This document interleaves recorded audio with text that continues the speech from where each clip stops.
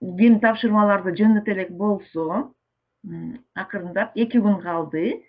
Мен жума күнү черектик бааларды коёмун, ошого чейин үй тапшырмаларын дагы кимдердики жок болсо жөнөтө бергиле. Албетте сабактын алдында мен кайрадан үй иштеринин эң мыкты дегендерин силерге көрсөткүм келип жатат. Анткени мага деген Алия деген акылдуу кызыбыз бар 5-В класста, Чимбаева.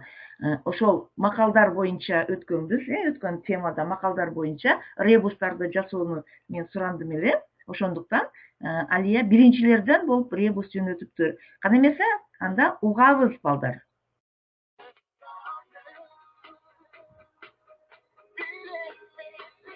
Карабайсыңарбы? Абдан сонун.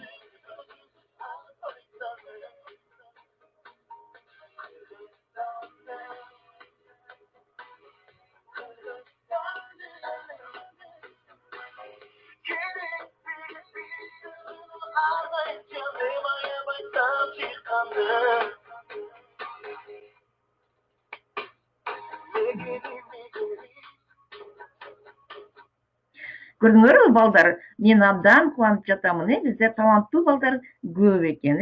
Алия сага 5 койдум, эң чоң. Андан кийин дагы бир татынакай балабыз бар, акылдуу Сыдыков Аман 5-В класстан. Ал дагы сонун кылып жөнөтүптүр. Аны дагы тыңдап угуп коелу.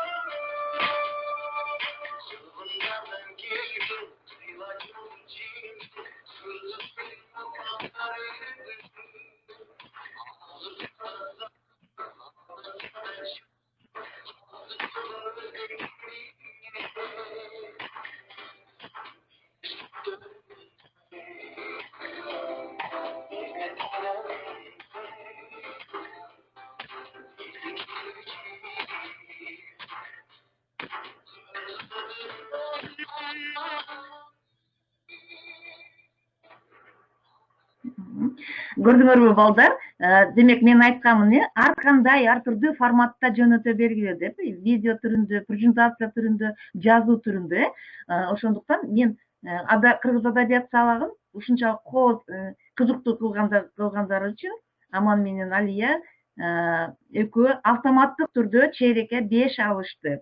Андан башка дагы бизде дагы окуучулар бар, аларды дагы айтамын, кимдер автоматтык түрдө 5 алганын. Ошондуктан чыгармачылык менен иштегиле деп айтамын. Чыгармачылык. Жакшы. Анда эмесе балдар, биз бүгүн азыр кайталап алабыз, макалдарды адаттагыдай эле азыр кайталап алабыз. Демек, чачылган тамгаларды, силердин логикаңарды ар дайым өстүрөбүз, чачылган тамгаларды пайдаланып макалдарды тапкыла дейбиз. Бул жерде азыр жаза баштайсыңар. Бул жерде тамгалар чачылып турат. Бул жерде биринчи сөз, экинчи сөз, үчүнчү сөз, төртүнчү сөз. Жакшылап ойлонуп туруп бир макал таап чыккыла. Бул өтүлгөн макалдар, силер билген макалдардан. Аман билет. Аман сен жазбай койсоң дагы болот. Анткени сен 5 алдың чейрекке. Сен азыр карап мага жардам бересиң, калгандарыныкын туура эмес экенин. Эми сен жазып койдуң, Аман, калгандары таппай калат, Макул. Калгандары таппайт. Аман бизде таап койду деп. 6 айда аракет кылды. Калгандарыбыз окуганга үлгүрдүкпү? Аман жазган окуганга үлгүрсөңөр, анда дагы бирди жазып койгула. Дагы бир жолу. Эмне деген макал экен бул? саламатчылык келдиар. Эмне деген макал экен? Амандын жазганын окуганга. Тансылуу окуганга үйрөнүптүр. Амина. Азаматтар, жакшы, Тансылуу менен Аминага дагы плюс коюп койдум. Экинчи макалды, биринчи сөз, экинчи сөз, үчүнчү сөз. Бул дагы жеңил эле. Айрыкча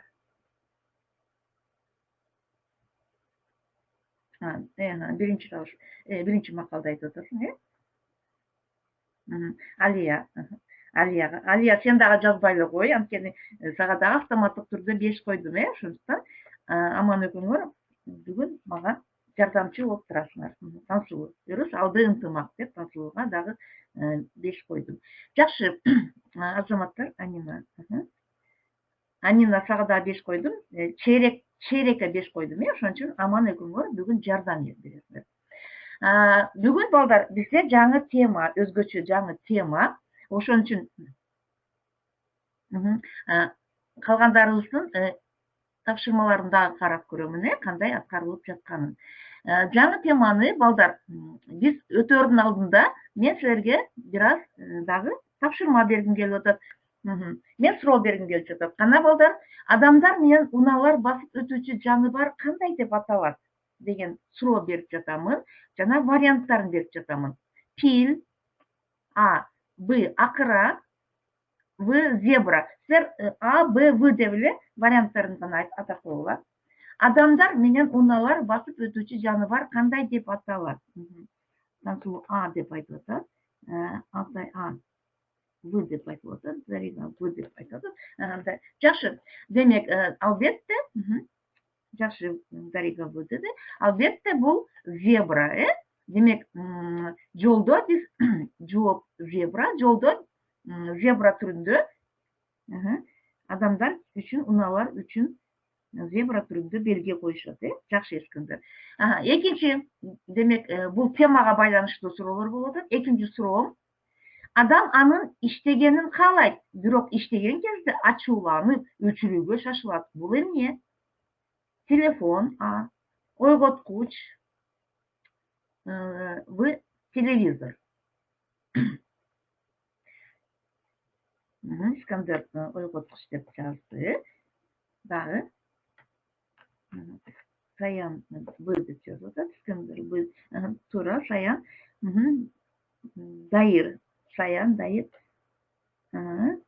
Дайыр Б деп жазды. Албетте бул ойготкуч саат, будильник. Туура, Искандер, мен сени белгилеп алдым. Дайырды да белгилеп алдым. Демек, жооп бул ойготкуч, саат, будильник, туура, жакшы. Андан кийинки үчүнчүнү карайбыз. Үчүнчү суроону. Кайсы сөз ар дайым туура эмес жазылат дейт? Жигули сөзү, ката жазылган сөзү, туура эмес сөзү. Кайсы сөз ар дайым туура эмес жазылат? Б деп Искендер айтып атат. Дарига В деп айтып атат. Дагы. Тансылуу Дарига В деп. Дарига экинчи жолу чыкпа. Бир эле жолдон. Калгандарга жол беребиз, Алихан дагы В деп айтты. Азаматтар. Демек, албетте бул туура эмес сөзү ар дайым туура эмес жазылат, Жооп туура эмес. Жакшы, азаматтар. Белгилеп атам, Искендер. Дагы бул табышмакты, кезектеги табышмакты табабыз. Асты таш, үстү таш, ортосунда бышкан аш дейт. Алма, жаңгак, таш. Демек, таштай катуу, ортосунда бышкан аш. Б деп Тансылуу чыкты. Калганыбыз Б деп Дарига, Дайыр, бүт баары. Азаматтар, силер баарыңар биле турбайсыңарбы? Демек, Дайыр дагы Б деп чыкты. Алтай. Демек, бул Б вариант жаңгак, Жооп бул жаңгак, азаматтар. Демек, биздин бүгүнкү өтө турган темабыздын аты эмне экен? Темабыздын аты эмне экен? Жазып койгучу ким таап койду? Темабыз эмне деп аталат экен? Өзүбүз теманы коюп алабыз. Кана, эмне деген теманы өтөт экенбиз бүгүн? Мен силерге суроо бердим, ар түрдүү логикалык жактан макалдар, тансуу макалдарды өткөн темада өттүк. Бүгүнкү силер кантип ойлойсуңар, эмне деген тема өтөбүз? Логикалык тема деди. Тагыраак айтканда, кийинки темабыз адабияттан. Жок, адабияттан. Жардамга Аман менен Алия жардамга таба албай жатышат. Бүгүн эмне деген теманы өтөт экенбиз? Азамат Аман жардам берип. Табышмактар деген тема өтөбүз. Табышмактар, загадки. Демек, бирдемени таап, табышмак берип, ошону тапкан бул табышмактар деген теманы өтөт экенбиз. Аман, чоң рахмат. Демек, биз бүгүн табышмактар деген теманын максатын билип алалы, Табышмактар орусча загадки. Табышмактарды так айтканга, алардын жандырмактарын ой жүгүртүп тапканга үйрөнөсүңөр балдар. Тапкычтыкка көнүгөсүңөр, сөз байлыктарыңар өсөт, тилдер жаттыгат, табышмактар абдан пайдалуу. Логикалык өз алдынча ой жүгүртүүгө тарбияланасыңар. Жана ата-бабалардан калган нарк населдерди дагы урматтап, сыйлап, кийинки муунга өткөнгө тарбияланабыз, Балдар, табышмактар деген бул кыргыз элинин оозеки чыгармачылыгындагы дагы бир жанр, бул табышмактар. Алар деген кара сөз түрүндө же ыр түрүндө дагы болот. Бул табышмактар адамды ийкем ой жүгүртүүгө жана тапкычтыкка үйрөтөт, мүмкүнчүлүк берет. Айрыкча кичинекей балдарга табышмактарды көп айтып үйрөтсөк, анда алар деген абдан акылдуу, батыраак тапканга, батыраак ой жүгүрткөнгө үйрөнүшөт экен, Ошондой эле табышмактар деген бул кыргыз элдик эпостордо, жөө жомоктордо абдан көп кездешип, каармандардын акыл эсин сыноо үчүн дагы пайдаланган, Жана ким мага айтып коет, кечеги күнү жомокто кайсы каарман кимдин сынады эле табышмак берип. Кимди сынап табышмак берген? Биз жомок окуганда эле кече көргөнбүз, Бир каарман бир жомокто табышмак берген, Али Азамат акылдуу кыз деген жомокто эле хан кыздарды сынап табышмак берген, Жакшы. Демек, хандар, улуулар табышмактарды берип, сыноо үчүн балдарды көрүшкөн. Мисалы үчүн хан айткан, кордук деген эмне, муңдук деген эмне, зардык деген эмне деген суроого кедейдин акылдуу кызы кордук деген оору болот, муңдук деген өлүм болот, зардык деген жокчулук болот деп батыраак таап берип, ханга аябай жагып калган, Ошондуктан табышмактарды дагы биз көбүрөөк өтүшүбүз керек. Азыркы учурда балдар табышмактар ар түрдүү болуп өзгөрүп, форматтарын өзгөртүп чыгып жатат. Мисалы үчүн, кроссворд түрүндө дагы ойлоп тапкычтыкты көрсөтөт, Кроссвордторду батыраак тапкан балдар дагы абдан акылдуу болушат. Ошондой эле башкатырма деп коет, орусча головоломка, башкатырма түрүндө, чайнворд түрүндө чыгып жатат. Ошондой эле арифметикалык сүрөттүү шахматтын түрлөрү болгон ребус да, кече эле макалды силер ребус түрүндө, Алия менен Аман ребус түрүндө жөнөттүңөр. Жана анаграммалар пайда болуп, демек табышмактардын түрдүү формалары чыгып жатат, Көрдүк. Булардын баарын өзүңөргө дагы белгилеп алсаңар болот. Табышмактар балдар эки же андан эмес буюмдар, жаратылыштагы нерселердин баардыгын жалпылаштырып, бирок ошолорго так жана кыска сөздү, кыска жоопторду талап кылат. Ошондой эле табышмактар бүт элдерде окшошуп кетет. Айрыкча орус элинин табышмактары менен кыргыз элинин табышмактары дагы окшошуп кетет. Бирок табышмактардын мазмуну ар бир элдин турмуш шартына дагы жараша болот. Мисалы үчүн, мен азыр дагы силерге бир табышмак катары берсем. Айнурдун атасынын 4 кызы бар. Зура, Айгүл, Нургүл. А силердин оюңарча 4-чү кызынын аты ким? Айнурдун атасынын 4 кызы бар экен. Зура, Айгүл, Нургүл. А 4-чү кызынын аты ким? Азамат, Алия, Айымжан. Демек, жооп Айнур. Анткени суроодо Айнурдун атасы деп айтылды. Алия, мен Айымга плюс койдум.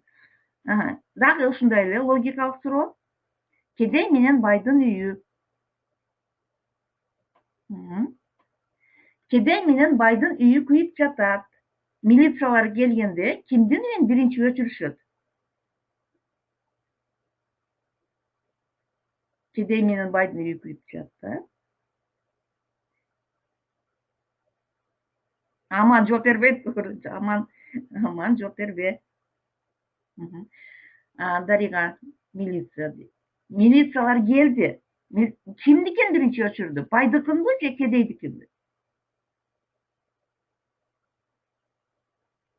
Кимдикин өчүрөт? Байдыкын өчүрөт? Алия менен Аман жооп бербегиле деп жатам, калгандары ойлонуп атат. Элдан орусчасын туура айтты. Демек, туура эч кимдикин, жооп эч кимисиникин өчүрбөйт. Анткени милиция кызматкерлери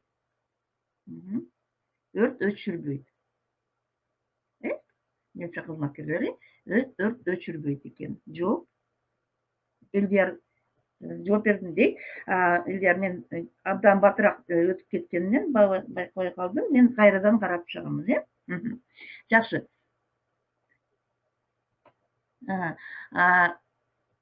Ушундай логикалык түрдө табышмактарды көбүрөөк билишибиз керек экен. Эми мен кыргызча табышмактарды айтамын. Дагы ти десем тийбейт, тийбе десем тиет.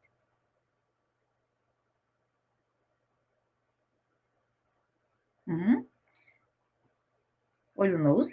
Ти десем тийбейт, тийбе десем тиет. Ушундай табышма уктуңар беле?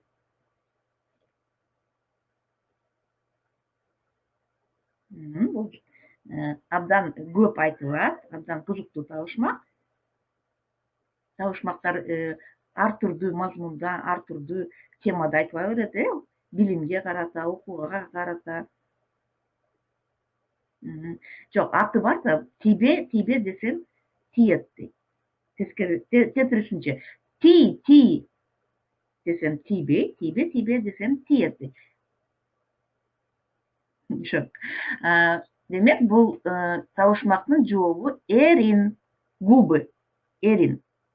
Эриниңерди азыр силер көрсөңөр болот, ти деп айткыла өзүңөр. Мен айтты.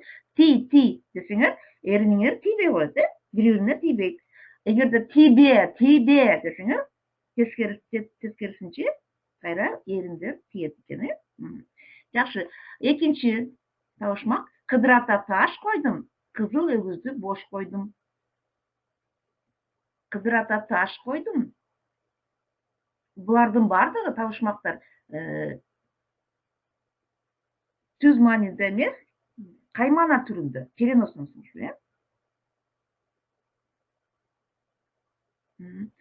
Алихан, мен сага дагы коёмун, анткени сен дагы көп тапшырмаларды жөнөттүң. Кыдырата таш койдум, кызыл өгүздү бош койдум. Ким табат? Анда эмесе жакшылап жаттап алгыла. Бул деген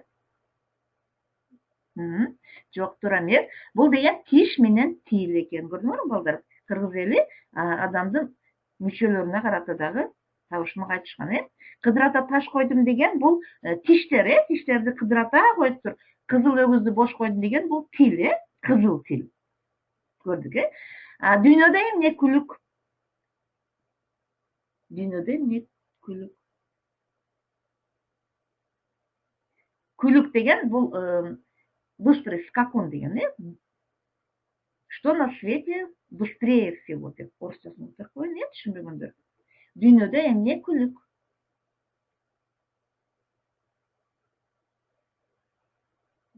Жок. Силер кийинчерээк физиканы өткөндө шамалдан дагы ал деген физикалык кубулуштар, жок. Бул силер мен айткам табышмактар не прямом смысле, а переносном, да? Алия Азамат, Алия тапты. Дүйнөдө ой күлүк, демек жооп ой. Оюң менен, то есть мысль, да, оюң менен сен бүт жерге барып жетип барасың, Азамат Алия. Жакшы. Көрдүңөрбү? Демек, табышмактар түз эмес, каймана, переносном смысле, каймана түрүндө айтылат экен, Жакшы. Анда эмесе, үй ишин беремин азыр. 24-25 бетти ачкыла табышмактарды. Бул каникул учурунда таап жөнөтсөңөр болот, балдар. Эгерде ким дагы баа алгысы келсе дагы жөнөтсө болот, кошумча баа алгысы келсе. Болбосо бүт табышмактарды, бул жердеги табышмактардын баарын таап, кийинки экинчи шеrekке алып келсеңер болот. Видео түрүндө дагы көрсөтсөңөр болот. Балдар видео түрүндө, презентация түрүндө, ребус түрүндө бүт форматтарды кабыл ала беремиз.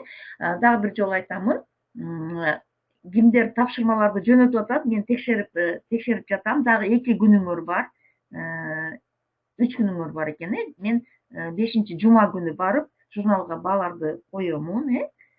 Ошого чейин бардык тапшырмаларды кимдер жөнөтө элек болсо жөнөткүлө. Анткени кээ бириңер сентябрь айында жакшы кирип жаткандар октябрда тапшырмаларды аткарбай койдуңар. Мен жөнөттүм, силерге өзүңөр деле байкасаңар керек. Ошондуктан 1-2 баа менен, айрыкча Я класска кирген баа менен эле силер 4-5 алып кетем деп ойлобогула. Анткени анын ортосунда үй тапшырмалары дагы берилип жаткан. Мен ошол жерлерге төмөн бааларды коюп туруп, бааңар төмөн болуп калышы мүмкүн. Ал эми жакшы ар дайым ар дайым үй тапшырмаларды жөнөтүп тургандарга мен 5терди коёмун. Түшүндүк. Моңолдоров мага дагы жөнөтүп жатты. Мен карап чыгамын дагы бир жолу. Үй тапшырмаларды жөнөтүп жаткандарды автоматтык түрдө 5 коёмун. Азаматтар, анда эмесе жакшы саламатта калгыла. Эртең кыргыз тили сабагында көрүшөбүз, Карина. Каринанын да тапшырмаларын алып жатамын, Саяндыкын да алып жатамын. Жакшы. Саламатта калгыла. Алия саламатта кала кой. Али саламатта, Аман саламатта кала кой. Жакшы. Эс алгыла,